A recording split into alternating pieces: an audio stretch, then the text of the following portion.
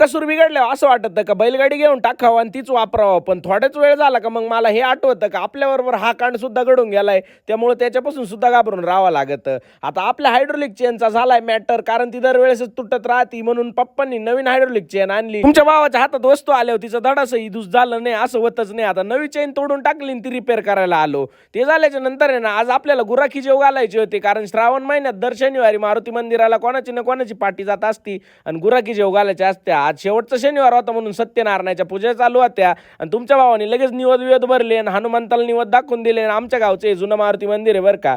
जेवण विवण झाल्याच्या नंतर आपले गुराखी तर एवढे खुश होते, म्हणे आता थंडच पा. त्यांना थंड वाजायला नेलं, पण मी 60 वाला घेतलं आणि त्यांना 20 वाला दिलं. चायला त्यांचे तोंडच उतरले ना राव. म्हणलं आता तुम्ही जा तुमच्या घरी, मी लागतो माझ्या कामाला. आता कामाला काय तर आपल्या टोमॅटोची हार्वेस्टिंग होती, म्हणून रपके दिवशी जाळ्या बिळ्या घेऊन आलो आणि माणसं सोडायला निघालो. म्हणलं यांचं काम झालं, यांना सोडून द्यावं. मग पिकअपला मारलाय शेल